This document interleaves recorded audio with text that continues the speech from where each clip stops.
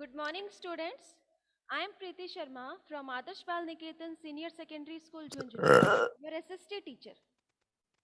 So let's start our today's chapter number 5, water. Water वाला chapter पढ़ रहे थे जिसमें हमको क्या पढ़ना है आज? टाइड्स के बारे में. Take out page number 55.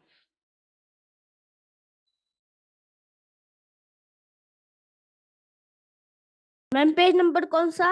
55.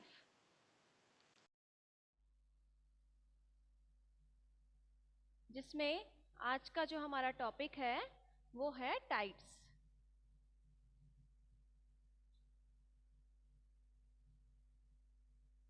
Tides भी क्या है? Movement of ocean water. Ocean water का जो मूवमेंट है उसके बारे में हम इस चैप्टर में पढ़ेंगे. The rhythmic rise and fall of ocean water twice in a day is called a tide. कि ट्वाइस इन ए डे, दिन में 2 बार जो ओशन वाटर का जो मूवमेंट है, राइज एंड फॉल मीन्स जो ओशन वाटर है उनका राइज होना और फॉल होना, इस तरीके से जो मूवमेंट होता है, और जब ये दिन में कितनी बार हो? 2 बार, तो उसे हम क्या कहेंगे? टाइड कहेंगे. It is high tide when water covers much of the shore by rising to its height level. कि हाई टाइड किसे कहते हैं? कि जब ये जो राइज एंड फॉल है ओशन वाटर का, इस मूवमेंट की जो स्पीड होती है ये बहुत ज़्यादा होती है. और मोस्टली जो शोर पार्ट है, शोर्स पार्ट कौन सा होता है? बीचेस के पास जो समुद्र होता है उसके पास यहाँ पर देखोगे आप मिट्टी मिट्टी होती है, तो मोस्टली पार्ट जो कवर करता है वो क्या कहलाता है? हाई टाइड कहलाता है. ठीक है. And it is low tide when water fall to its lowest level and recedes from the shore. कि जो लोवेस्ट लेवल यानी कि जो मूवमेंट है वाटर का वो स्लो होता है, तो वो क्या कहलाएगा? लो टाइड कहलाएगा. और जिसमें मूवमेंट वाटर का बहुत ज्यादा उसकी स्पीड होगी तो वो क्या कहलाएगा? हाई टाइड्स कहलाते हैं. नाउ कम इन पेज नंबर 56. पेज नंबर 56 पर आ जाओ. The strong gravitational pull exerted by the sun and the moon on the earth's surface causes the tides. एक तो हमने देखा कि जो ओशंस हैं उनमें जो वाटर का मूवमेंट हो रहा है वो तो क्या कहलाएंगे? टाइड्स कहलाएंगे. ठीक है. According to their speed they are called high tide and low tides. ठीक है. अब लेकिन इसमें और क्या चीजें बताई जा रही है? कि जो ग्रेविटेशनल पुल है, ग्रेविटेशनल जो फोर्स है, उनसे भी ये हाई टाइड्स और लो टाइड्स क्या होते हैं? ऑकर होते हैं. मेन इनका जो प्रेजेंस है टाइड्स का, ये जो टाइड्स हैं वो ग्रेविटेशनल इफेक्ट की वजह से भी ये सारी चीजें जो हैं वो ऑकर होती है, मीन्स होती हैं, हाई टाइड और लो टाइड. तो कैसे होता है? The water of the earth closer to the moon gets pulled under the influence of the moon gravitational force and cause high Tide.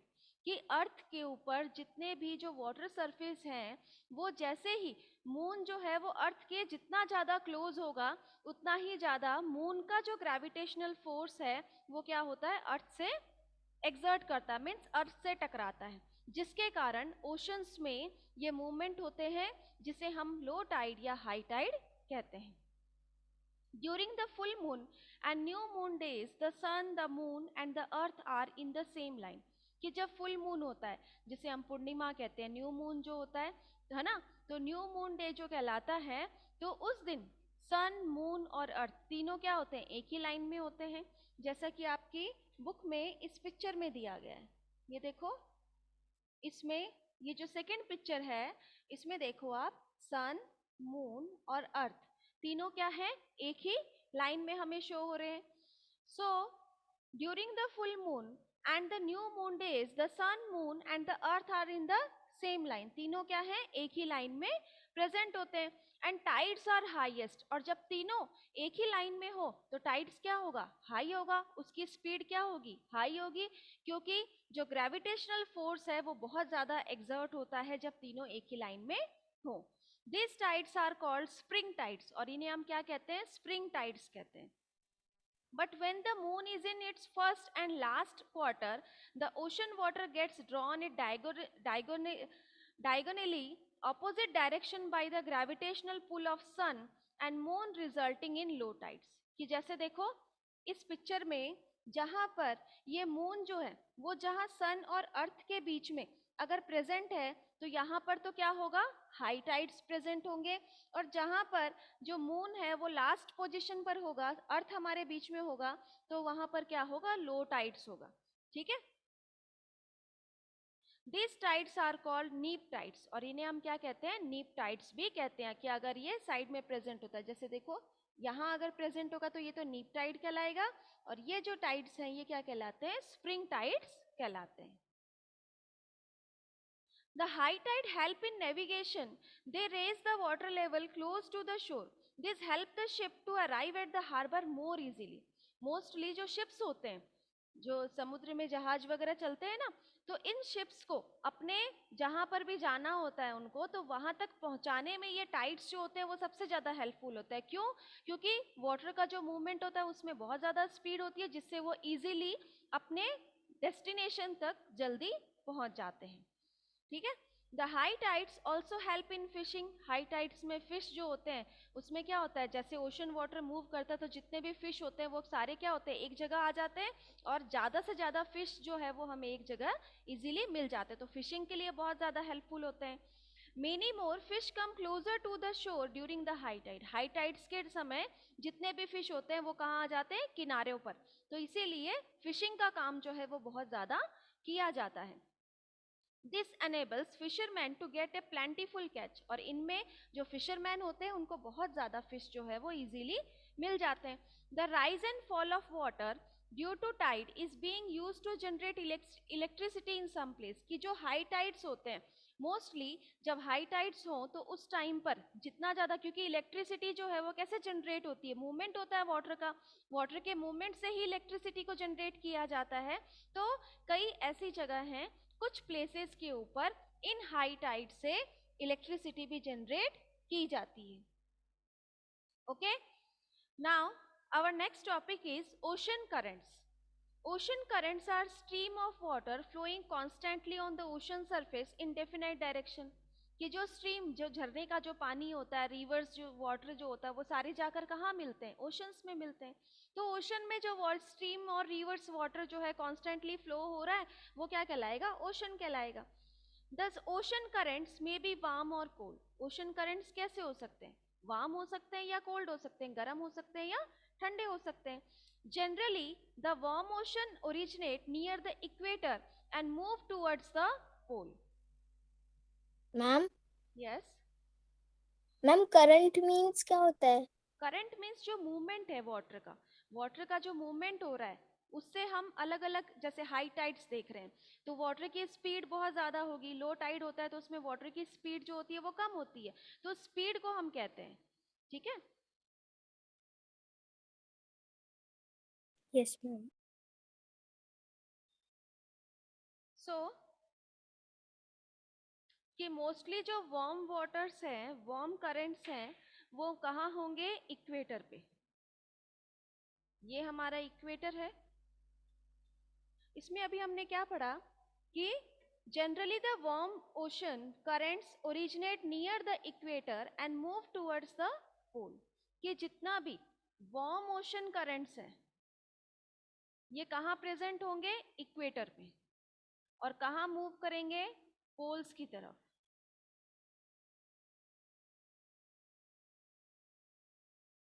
इस तरीके से ये हमारा पोल्स है, तो पोल्स की तरफ क्या होते हैं, ये मूव करते हैं। The cold current carry water from polar और हायर एल्टीट्यूड टू ट्रॉपिकल और lower latitude. The Labrador ocean current is called cold current while the Gulf Stream is a warm current. कि जितने भी पोल्स हैं, poles तो यहाँ पर क्या होंगे, कोल्ड ओशन वाटर, यहाँ इक्वेटर में प्रेजेंट होता है आपका कोल्ड वार्म ओशन वाटर, ये तो मूव करते हैं कहाँ, पोल्स की तरफ। और इनमें हाई एल्टीट्यूड प्रेजेंट होता है, यहाँ पोल्स में क्या होती है, सर्दी ज्यादा होती है ना, टेम्परेचर जो होता है वो कम होता है, जिसके कारण ये जो अल्टीट्यूड्स हैं, जो हमारे पोलर रीजन्स हैं, इनका जो वाटर है ये मोस्टली कहाँ होगा, लोअर लैटिट्यूड्स की तरफ पहुंचेगा। यानी कि ये किस तरफ मूव करेंगे, इस तरीके से, ये तो इस तरफ आएंगे, और जो इक्वेटर है उनका ओशन वाटर जो है वो किस तरफ आएगा, पोलर रीजन्स की तरफ। तो इसका एक एग्जाम्पल है कोल्ड करंट का, तो एग्जाम्पल है लैब्राडोर ओशन करंट, और वार्म करंट का एग्जाम्पल है आपका gulf stream. The ocean current influence the temperature condition of the area. Warm current bring about warm temperature over land surface. The areas where the warm and cold currents meet provide the best fishing ground of the world. See around Japan and the eastern coast of North America such examples. The areas where warm and cold current meet also experience foggy weather, making it difficult for navigation. कि जहाँ पर warm weather होता है, warm currents होंगे, तो वहां पर तो क्या होता है, गर्मी बहुत ज्यादा होगी, और जहां पर कोल्ड ओशन करेंट्स होंगे वहां पर क्या होगा, सर्दी बहुत ज्यादा प्रेजेंट होती है. ठीक है, तो जो ओशन करेंट्स हैं उनसे जो लैंड सरफेस है उनका टेम्परेचर भी क्या होता है, इफेक्ट होता है. क्यों इफेक्ट होता है, क्योंकि यहाँ पर जब बहुत ज़्यादा गर्मी है, यहाँ ओशन वाटर भी पूरा वार्म है, तो इसका मतलब ये क्या करेगा, जो टेम्परेचर है लैंड की तरफ उसकी उसमें भी क्या होगा, राइज होगा. टेम्परेचर जो है वो लैंड सरफेस का भी क्या होने लगेगा, राइज होने लगेगा. और ओशन वाटर कोल्ड होगा तो उससे लैंड सरफेस का जो टेम्परेचर है वो भी उसी के अकॉर्डिंग ही चेंज होगा. ठीक है, तो इसके जो कुछ एग्जाम्पल्स हैं वो हम देख सकते हैं नॉर्थ अमेरिका, जापान के जो सीज हैं उनके अंदर. ठीक है, और इसके अंदर जो वार्म और कोल्ड करंट होते हैं मोस्टली, जहां पर ये दोनों एक दूसरे से मिलते हैं, जहां वार्म और कोल्ड वाटर दोनों मिक्स होते हैं, वहां पर वेदर कैसा होता है, फॉगी वेदर, यानी कि जैसे बारिश का मौसम हो ज्यादातर. तो ऐसे में जो मूवमेंट करना, जो शिप्स वगैरह जो मूव करते हैं, शिप्स वगैरह ओशंस में, उनका मूव करना बहुत ज्यादा मुश्किल हो जाता है. ठीक है, तो ये चैप्टर आपका कंप्लीट हो गया. अब हम नेक्स्ट चैप्टर अपना स्टार्ट करते हैं, natural vegetation and wild life.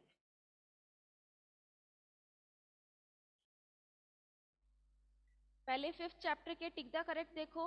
The process by which water continually change it's form and circulates between ocean atmosphere and land, इसको हम क्या बोलेंगे, ma'am water cycle.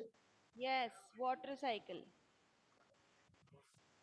water cycle. Generally, the warm ocean currents originate near, yes, ma'am equator. equator. The rhythmic rise and fall of ocean water twice in a day is called tide. tide. Very good. So, match the column देखो आप. Caspian Sea, ma'am largest lake. yes, largest lake. Tide, tide किसे कहेंगे हम, periodic rise and fall of water. Of water. Yes. Tsunami,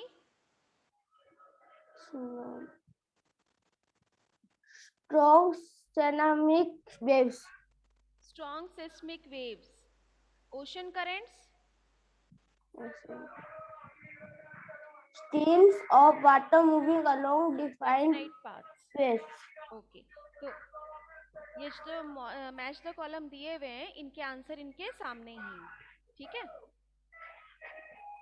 next है आपका question, what is पर्सिपिटेशन. What do you mean bye पर्सिपिटेशन, किसे कहते हैं हम, यस, व्हाट इज पर्सिपिटेशन.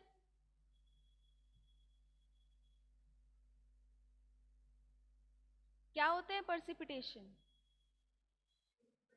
जब आपका वाटर है किसी भी सीज में, रिवर में, ओशंस में, जो वाटर है वो एवापोरेट होता है, एवापोरेट होता है ना, एवापोरेट होने के बाद में क्या होगा, ऊपर उठेगा, एटमॉस्फेयर में मिक्स होगा, एटमॉस्फेयर में मिक्स होने के बाद में क्लाउड फॉर्मेशन होता है ना क्लाउड फॉर्मेशन, और क्लाउड फॉर्मेशन के बाद में जब वो ड्रॉपलेट्स ऑफ वाटर के रूप में जब हमारे पास उसी फॉर्म में वापस आता है तो उसे हम क्या कहते हैं, पर्सिपिटेशन कहते हैं.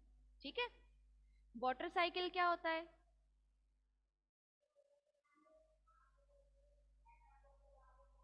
What do you mean by water cycle.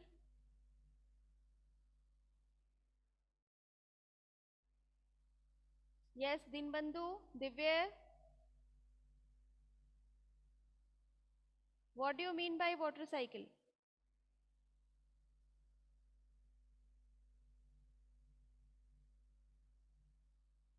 Ishita, Liza, क्या होता है वाटर साइकिल?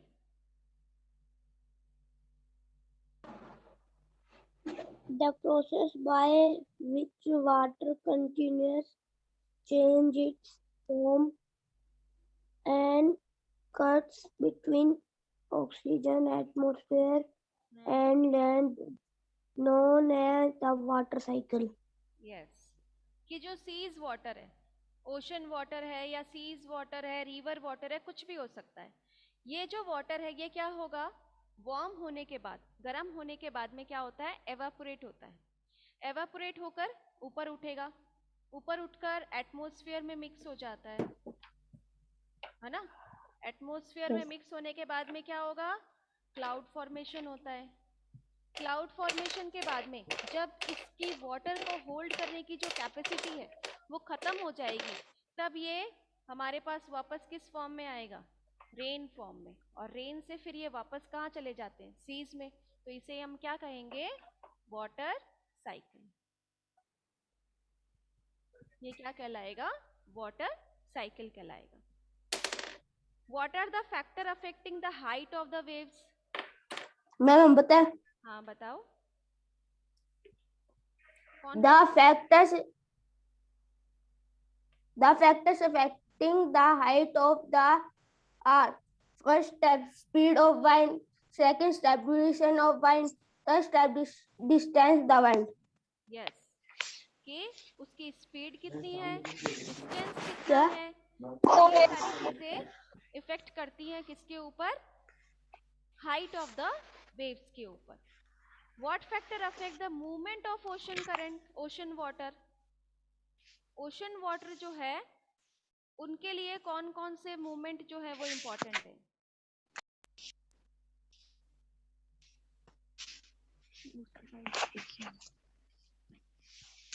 कौन कौन से फैक्टर्स हैं जो इम्पोर्टेंट हैं, जो ओशन वाटर के मूवमेंट में सबसे ज्यादा हेल्पफुल होते हैं? कौन कौन से?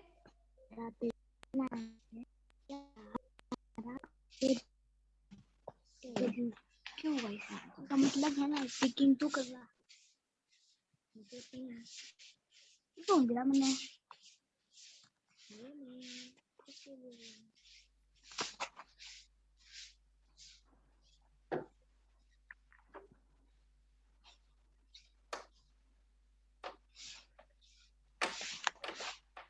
कौन कौन से होते हैं?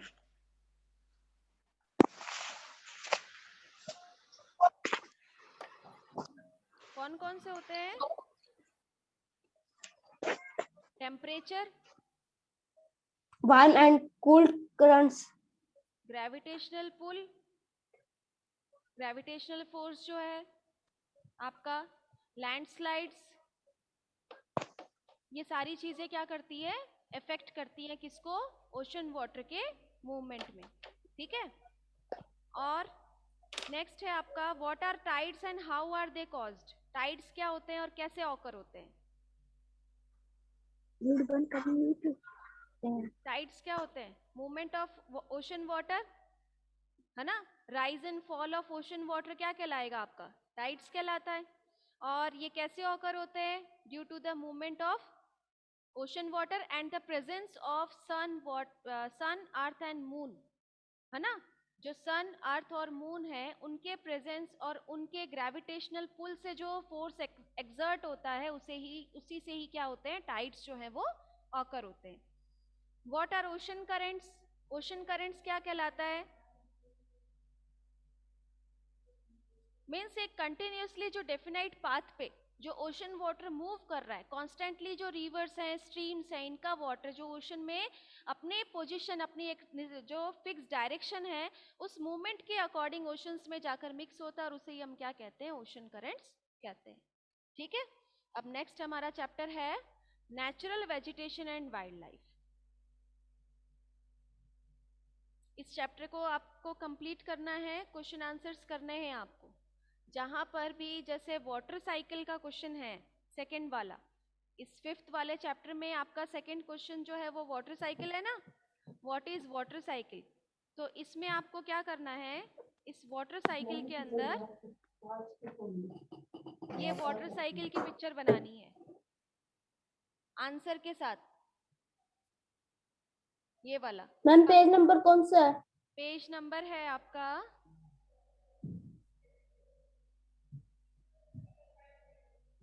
30 है। Yes ma'am. 30 पेज नंबर पर। मैम नीचे जो वाटर साइकिल लिखा हुआ वो बनाना है ना? हाँ, वाटर साइकिल, ठीक है। और Yes, नेक्स्ट ma'am. आपका क्वेश्चन जो है टाइड्स का, what are tides and how are they caused. इसमें आपको पेज नंबर 36 पर जो दिए हुए हैं ना चुप हो आपके, तू एक बार। स्प्रिंग टाइड एंड नीप टाइड, आपको ये बनाना है क्वेश्चन के साथ। क्वेश्चन नंबर 5 में आपको ये दोनों बनाने हैं, ठीक है। एग्जाम में भी आपको ये ड्राइंग इसके साथ ही बनानी है, ठीक है। आ गया समझ में आप लोगों को? Yes ma'am. Yes ma'am. Okay, next take out page number 39, chapter number 6।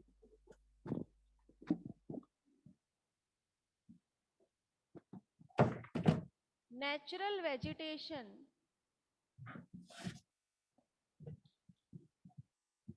And wild life.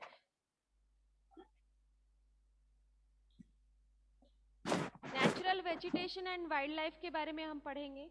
Natural vegetation means particular region area के जो प्लांट्स होते हैं उनके बारे में, और वाइल्ड लाइफ उन प्लांट्स में, उन फॉरेस्ट एरियाज में किस तरीके के एनिमल्स जो हैं वो प्रेजेंट होते हैं उनके बारे में हम पढ़ेंगे, ठीक है। So take out page number 39। Salima was excited about the summer camp she was attending. Salima एक लड़की जो कि एक समर कैंप को अटेंड कर रही थी, समर कैंप था जिसके लिए वो बहुत ज़्यादा एक्साइटेड थी। She had gone to visit Manali in Himachal Pradesh. उसे कहाँ जाना था उस समर कैंप के साथ? कहाँ गई थी वो? हिमाचल प्रदेश, जहाँ पर मनाली एक प्लेस है और वहाँ पर वो गई थी घूमने के लिए समर कैंप में। विद हर क्लासमेट्स, अपने क्लासमेट्स के साथ।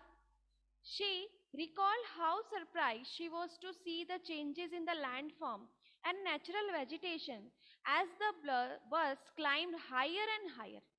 जैसे ही वो बस में गए थे वो लोग, और जैसे ही बस चल रही थी, जैसे जैसे हाइट्स पर वो पहुंच रहे थे, तो वहाँ का जो लैंडफॉर्म है, वहाँ के जो क्लाइमेट है, वो काफ़ी चेंज था जहाँ पर वो रह रही थी वहाँ से, ठीक है। तो हाइट्स पर जब हम जाते हैं, किसी माउंटेन रीजन्स पर हम जाते हैं, तो वहाँ से हम जहाँ रह रहे हैं वहाँ से वो चीज़ें क्या होती है, बहुत ज़्यादा चेंजेस होती हैं।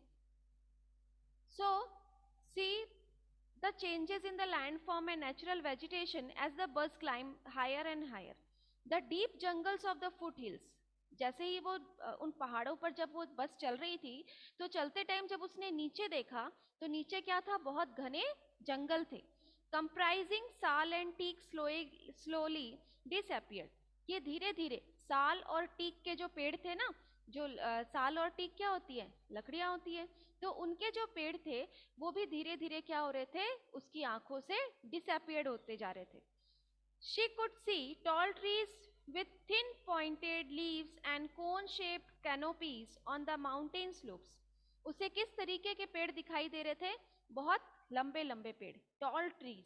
उसके साथ साथ उन ट्रीज के जो लीव्स थे, पत्ते जो थे, वो कैसे थे? कोनिकल शेप में। कोनिकल मीन्स नुकीले जो पत्ते होते हैं, यानी कि ट्रीज जो थे वो टॉल्स थे, टॉल्स के साथ उनके जो शेप थे वो कैसा था? कोनिकल। ये जो शेप है ये कैसा है? कोनिकल शेप है, ठीक है। नुकीले जो पत्ते होते हैं वो उसे दिखाई दे रहे थे। She learned that those were coniferous trees. कि उसने पढ़ा था कि जिनके जो पत्ते होते हैं, कोन होता है जिनमें, वो क्या कहलाते हैं? कॉनिफेरस ट्रीज कहलाते हैं, ठीक है। She noticed bloom of bright flowers on tall trees. और उन्हीं tall trees के ऊपर bright flowers भी लगे हुए थे। So these were the rhododendrons, यानी कि उन flowers का नाम क्या था? Rhododendrons. From Manali, as she was traveling up to Rohtang Pass, she saw that the land was covered with short grass. कि अभी तक तो वो क्या देख रही थी, बहुत हाइट थी ट्रीज की, कोनिकल शेप के पत्ते दिखाई दे रहे थे, घने जंगल दिखाई दे रहे थे। लेकिन जैसे ही वो बस जो है वो रोहतांग पास के ऊपर पहुंची, तो वहां पर उसने क्या देखा कि जो लैंड है वो डिफरेंट है। अभी तक तो बहुत घने जंगल, बड़े बड़े पेड़ दिखाई दे रहे थे, और अब उसने क्या देखा, शॉर्ट ग्रासेस, यानी कि घास जो थी उनकी हाइट जो थी वो बहुत कम थी। And snow in some places, और कुछ प्लेसेस जो थे वो स्नो से कवर्ड थे, चारों तरफ जो है वो स्नो उसे दिखाई दे रहा था। From Salima's observation we surmise that there is a close relationship between height of land and character of vegetation। कि सलीमा ने जो ऑब्जर्व किया अपने समर कैंप में, उससे हम क्या समझते हैं कि जैसे ही हम हाइट्स पर जो चीजें देख रहे हैं, जो लैंड फॉर्म, जो सरफेस, जो प्लांटेशन हम हाइट्स पर देखते हैं, वही चीज हम जब लोअर रीजन में आते हैं तो वहां क्या होता है, वो बहुत ज्यादा डिफरेंट होता है ना। जो हाइट्स होती है माउंटेन रीजन के ऊपर, जहां हम एक तरफ देख रहे हैं घने जंगल है, दूसरी तरफ ही हमें क्या दिखाई दे रहा है, छोटे छोटे घास जैसा एरिया दिखाई दे रहा है। कहीं पर खुला मौसम है तो कहीं पर हम क्या देखते हैं, स्नो पूरा कवर्ड होता है। तो अलग अलग रीजन जो है वो देखा जाता है। With the change in height the climate change and that change natural vegetation. कि जहाँ का क्लाइमेट जैसा होगा वहां की वेजिटेशन, यानी कि वहां पर वैसे ही पेड़ पौधे देखे जाते हैं। The growth of vegetation depends on temperature and moisture। कि जो plants होते हैं वो ग्रो कैसे करते हैं, किस चीज के ऊपर इफेक्ट करते हैं, टेम्परेचर और मॉइस्चर, यानी कि जहाँ का जैसा क्लाइमेट होगा, जैसी बारिश होगी, जैसी गर्मी होगी, उसी के अकॉर्डिंग प्लांट्स वगैरह दिखाई देते हैं। अब जैसे कि हम राजस्थान रीजन्स में देखते हैं कि यहाँ क्या होता है, बारिश कम होती है ना, तो जिसके कारण क्या होता है, यहाँ पर पेड़ पौधे जो होते हैं वो कम होते हैं बारिश कम होने के कारण। और यहाँ पर मोस्टली डेजर्ट एरियाज हैं, और डेजर्ट एरियाज में जो प्लांट्स होते हैं वो कैसे होते हैं, कांटेदार होते हैं, थ्रोनी बुशेस होते हैं उनके, है ना। तो इस तरीके के पेड़ पौधे जो है हमें देखने को मिलते हैं। It also depends on factor like slope and thickness of soil. ये सिर्फ क्लाइमेट, टेम्परेचर, मॉइस्चर, इन सब चीजों के साथ साथ सॉइल के ऊपर भी डिपेंड करता है कि सॉइल जो है वो हमारी कैसी है। उसी के अकॉर्डिंग प्लांट्स और वेजिटेशंस, एनिमल्स जो है वो सरवाइव करते हैं। The type and thickness of natural vegetation varies from place to place because of the variation in these factors। कि जहाँ का टेम्परेचर अलग है, क्लाइमेट अलग है, तो ये सारी चीजें अलग होने के कारण ही क्या होता है, हम देखते हैं कि जो वेजिटेशन है वो भी अलग अलग है। ठीक है। Natural vegetation is generally classified Natural vegetation is generally classified into three broad categories। Natural vegetation जिसको फिर फर्दर क्लासिफाई किया गया है, जिसको हम नेक्स्ट कल पढ़ेंगे। यहाँ तक अपने चैप्टर को रीड करना। और एक चीज और, क्लास जब चल रही होती है तो उस टाइम पर आपको इस पे कोई मैसेज नहीं करना है ना। आपको पढ़ना है, सिर्फ आप पढ़ाई पर ध्यान दीजिए। आपको बीच में आप गुड मॉर्निंग का मैसेज डाल रहे हो, एक बच्चा डाल रहा है, दूसरा डाल रहा है, ये सब नहीं करना है बिल्कुल भी। ठीक है ना। आप मुझे दिखाई दे रहे हो इजीली, सबका नाम मेरे पास आ रहा है, तो मुझे पता है कौन प्रेजेंट है कौन नहीं है। तो इसीलिए अपना नाम लिखकर आपको सिर्फ व्हाट्सएप पर सेंड करना है जब क्लास शुरू नहीं होती है उस टाइम पर। ठीक है ना। ओके स्टूडेंट्स, आपको कुछ पूछना है? No ma'am. No ma'am. Okay then read your chapter. No ma'am. Ma'am आप पीडीएफ भेजोगे क्या 5th चैप्टर हाँ की? बिल्कुल, आपको पीडीएफ सेंड करूंगी मैं 5th चैप्टर का। आपको क्वेश्चन आंसर्स कंप्लीट करके नोटबुक कब सबमिट कराओगे? मेरे पास अभी नोटबुक नहीं आई है। दिव्या की, मुस्तफा, शाहिद, आप लोगों की नोटबुक नहीं आई है बेटा? आज सबमिट करोगे, अदरवाइज फिर कल सबमिट नहीं होगी आपकी नोटबुक।